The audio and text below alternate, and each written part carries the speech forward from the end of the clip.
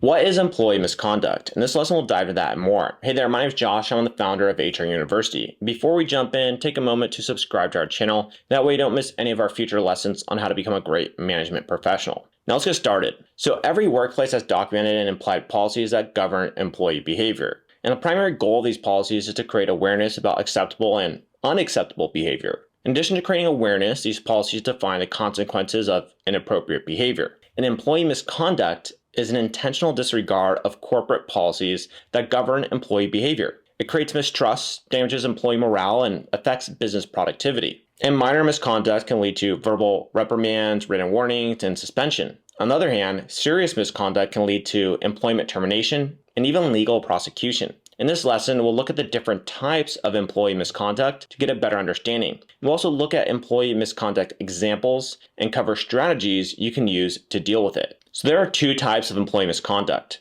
General misconduct refers to behavior that is inconsistent with employee obligations and duties. It involves behavior that doesn't intend to harm other employees or the company. It includes a breach of company policies and procedures, or generally improper and unacceptable behavior.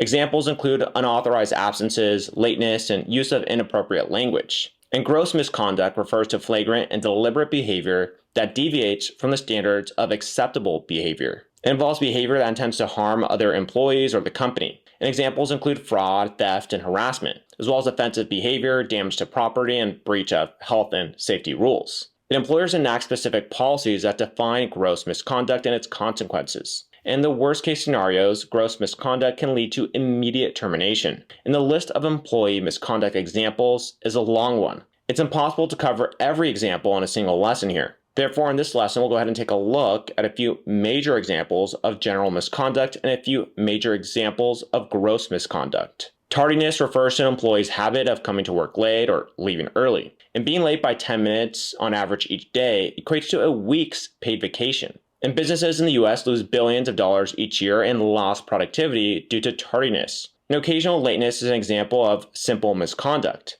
And coaching can help employees cope with this problem. And chronic lateness is, however, a lifelong habit and is difficult to overcome. It affects productivity and disrupts team morale and can lead to disciplinary action. And employment contracts cover several types of absences and leaves such as annual, sick, compassionate, and unpaid leaves. And for any type of leave, employees must get approval in advance. For emergencies such as sudden bereavement, employers often grant approval on the day of the leave as long as employees inform them. An advance notice of leaves is necessary to ensure that managers can make arrangements so that work does not get affected. And unauthorized absences refer to situations where an employee neither reports for work nor provides a reason. And management might take a lenient view if the employee shows up to work after a single unauthorized absence and gives a valid reason. However, multiple unauthorized absences can lead to written warnings, disciplinary hearings, and even dismissal. And unauthorized absences on dates for which leave was explicitly refused is an example of gross misconduct, which can lead to employee termination. And employee theft refers to the stealing or misusing of resources belonging to an employer without permission. An example of money theft is an employee making a sale and keeping the cash or overcharging customers. An example of payroll theft is a person responsible for managing payroll, while stealing information or money associated with employees. An example of data theft is an employee stealing confidential information and using it for personal benefit. An example of time theft is an employee making false records of hours worked in a day. And theft is an example of gross misconduct and, if proven, often leads to termination. And physical safety is one of the prerequisites of a healthy working environment. Even though every company strives to provide a safe workplace for all of its employees, violence does occur in the workplace. And it's an example of gross employee misconduct. It ranges from threats and verbal abuse to physical assaults and even homicide. Violence has many causes, including angered former employees, dissatisfied customers, work-related stress, and coworker conflict. And personal life can also spill over into the workplace, and personal issues can present themselves with dangerous consequences. Regardless of the cause, violence is not an acceptable behavior. Employees who commit violent acts are subject to disciplinary action, including termination and legal prosecution. And breach of confidentiality means leaking or misusing confidential company data. And while doing business, companies collect and maintain sensitive information related to employees, customers, and partners. And sensitive information related to employees includes names, social security numbers, credit card numbers, and bank account data, while sensitive information related to customers and partners includes details of non-disclosure agreements, contracts, and employee information. In addition, information related to a company's patents, designs, passwords, trade secrets, and financial health is also confidential. Organizations consider intentional breaches of confidentiality as gross misconduct, and if proven, it can lead to termination and legal action. And a few of the strategies you can use to handle employee misconduct include proactivity, empathy, communication, consistency, just honesty, and inclusivity.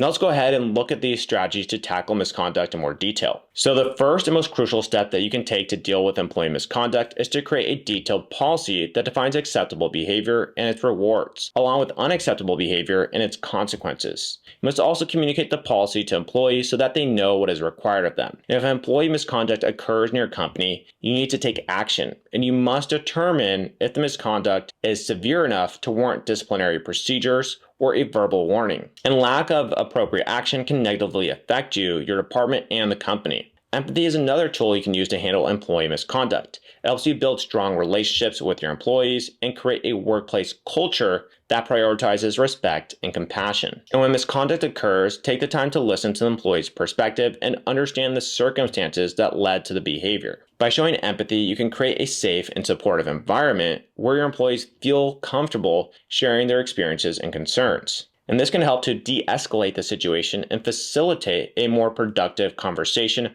about how to move forward. It's also important to consider the impact of misconduct on the employee and other affected employees. And communication here is one of the most important tools that you can use to handle employee misconduct. It can help prevent misconduct and maintain a positive work environment. And once you establish clear and concise policies and procedures for employees, communicate them effectively to all employees. And when a misconduct occurs, you must communicate clearly and promptly with the employee involved, outlining the allegations and any relevant evidence. Your communication must be respectful and professional so that you can understand the root cause of the behavior and find a solution. You must also communicate your feedback to the employee on how their behavior has affected the organization and any expectations for improvement moving forward. And consistency is crucial when it comes to handling employee misconduct in the workplace. You must be consistent in applying established policies and procedures for all employees. This means you must treat misconduct equally regardless of the employee's position or seniority within your organization. And you must also maintain consistency in applying disciplinary measures such as warnings or termination based on the severity and frequency of the misconduct. And consistency sends a strong message to employees that the organization takes misconduct seriously and holds all employees, regardless of their position, to the same standard of behavior. It also helps promote a fair and transparent work culture, and honesty is another key aspect of handling employee misconduct in the workplace. It can help you maintain a fair and just workplace culture based on accountability and transparency. And when misconduct occurs, you must conduct a thorough investigation, gather relevant evidence, and communicate with relevant parties. It's essential to follow established procedures for dealing with misconduct and applying disciplinary measures fairly and consistently. And scrutinizing every aspect of the situation and taking a diligent approach will help you consider necessary facts